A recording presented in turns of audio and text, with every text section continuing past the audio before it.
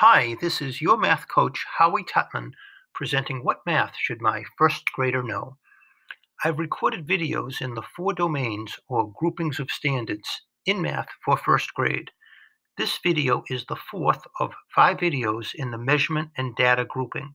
The video is about organizing, representing, and interpreting data. If you have any questions or comments, please email me at hrtutman@gmail.com. The complete text of the standard that this video is based upon follows at the end of the video. The next standard has first graders representing and interpreting data. This standard wants students to be able to organize, represent, and interpret data with up to 3 categories. For organizing and representing the data, the standard is not at all specific in how it wants students to do this. So since the standards don't require any particular methods, I'll just mention a few suggestions, but if their teacher is requiring data to be organized and represented in a certain way, that's how your first grader should be doing it. So what I have here as an example is a survey. Now, by first grade standards, it does not say that students need to be generating data. So this first part isn't a requirement, but students like doing surveys. So here's an example. The question, what food do you like best? And the person answering the question has 3 choices: hamburger, hot dog, and chicken nuggets. So the first grader may ask several people, whether it's adults or children, this question, and then they would need to record the information. So this is where organizing and representing the data would come in. Now, in some cases, if surveys are already done, the data might be there, and then the students need to figure out a way to bring that data into the problem.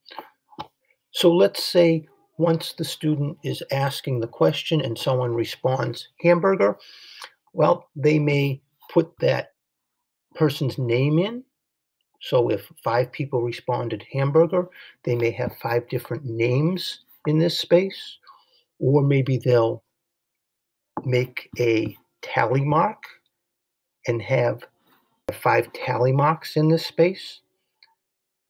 They may be sophisticated and they would do 4 tally marks vertically and 1 across to make a bundle of 5. That would be like them making a tally chart. Once again, that's not a requirement of first grade. Or they may be provided with little pictures to cut out and paste in, maybe of hamburgers, hot dogs, and chicken nuggets. So when someone answers the question, for instance, hot dog, they would cut out a little picture of a hot dog and put it in this space. So if 6 people responded hot dog, instead of having 6 different names in this space or having 6 tally marks in this space, they may have 6 pictures of hot dogs in this space. And that would be the start of like creating a picture graph. So these are just a few ways of how the first grader may organize and represent the data. And if the teacher isn't requiring any particular way to be doing this, your first grader may come up with a totally different way of how they may want to organize and represent their data. Besides organizing and representing the data, the students need to be able to interpret the data. First of all, they need to know how many people chose each item. So here, I've decided to use tally marks, and I've created like a tally chart, and I've grouped the tally marks by 5s. Now, your first grader may have used tally marks, but may not have done the bundles of 5. It may just have individual tally marks. Or there may be names of people that selected the hamburger. There may be 6 different names in this space. Or there may be 6 pictures of hamburgers.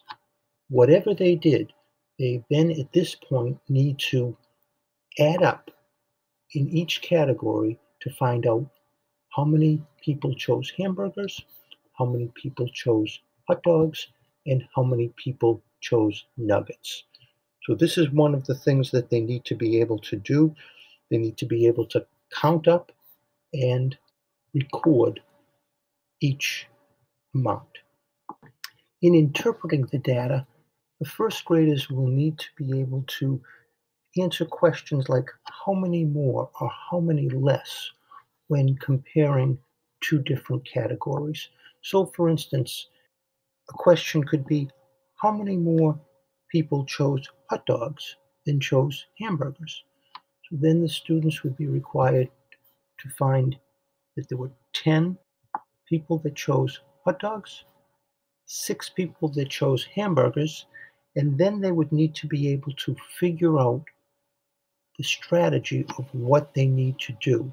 Hopefully, they recognize that this is a comparison problem and not an addition problem, because just as a note, if students come up with the answer of 16 to the question of how many more people preferred hot dogs than hamburgers, you will realize that all they did was add these two numbers, where what they need to be doing is subtracting and doing 10 minus 6 is equal to 4.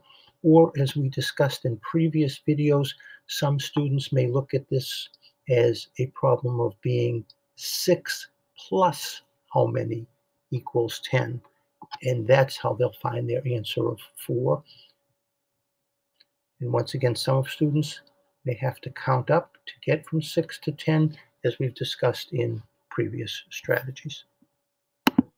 One last type of question that a student may be asked about this data is how many people participated in the survey? What's the total number?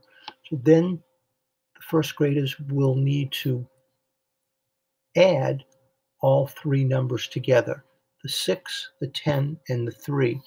And depending on the student and the strategies that they're using, they'll add these numbers in the way that they're most comfortable. If you're interested, here is the complete standard that this video, Organizing, Representing, and Interpreting Data, is based upon. Organize, represent, and interpret data with up to 3 categories. Ask and answer questions about the total number of data points, how many in each category, and how many more or less are in one category than in another.